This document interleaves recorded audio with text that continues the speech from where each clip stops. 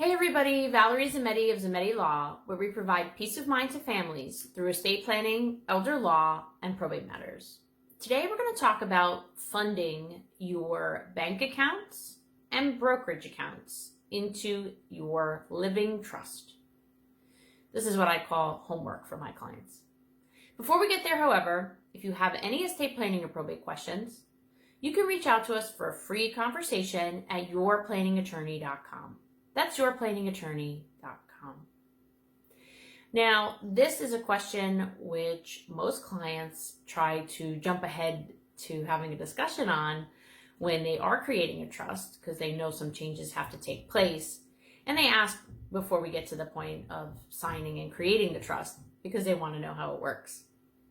But we usually hold them off until that time because you can't do anything until the trust is actually in place.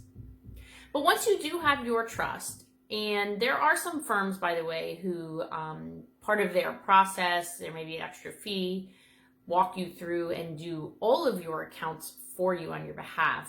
But it's my belief that these particular items can be handled by the client with some instruction and follow-up, and every now and then a quick phone call with a representative at a bank or brokerage if need be. And it's much smoother. The bank and brokerage accounts are assets that typically you own in your individual name and do not have a beneficiary designation. And we would not suggest that you have any of those types of accounts as payable on death directly, because you're wasting some valuable protection you can have for your beneficiaries. That being said, when you create your new trust, no longer are there days that you can just retitle an account in the same account number. Banking laws, privacy laws have restricted that ability, and now you have to actually create a new account.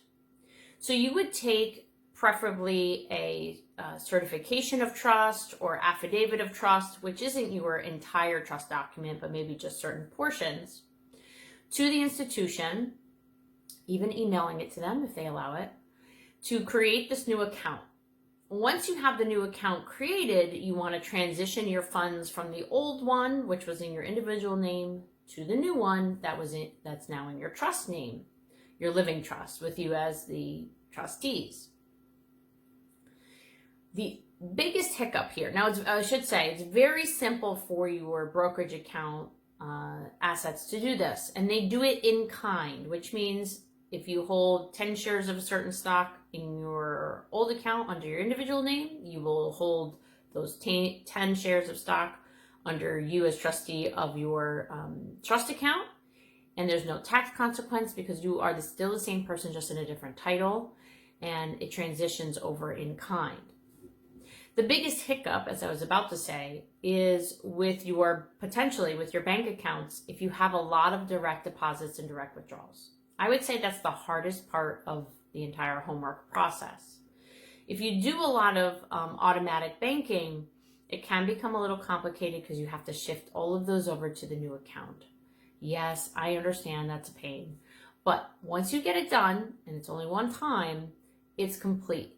And every time you open a new account, acquire a new asset, you will do so in the name of your trust, and you don't have to worry about that. So again, if you're going to create a living trust as part of your estate plan and you're doing the homework to fund your trust with bank accounts and potential brokerage, not talking about retirement, but standard investment brokerage accounts, you would create a new account under your trust title, transition the assets from the old to the new, making sure to iron out any ins and outs that are automatically made on the banking side or even the brokerage side, before closing the old account. Hope this information was helpful. And as a reminder, if you have any estate planning or probate questions, you can reach out to us for a free conversation at yourplanningattorney.com. That's yourplanningattorney.com.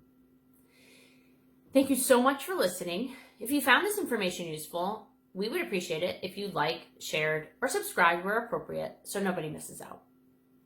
Again, Valerie Zammitti of Zammitti Law, where we provide peace of mind to families through estate planning, elder law, and probate matters. Take care.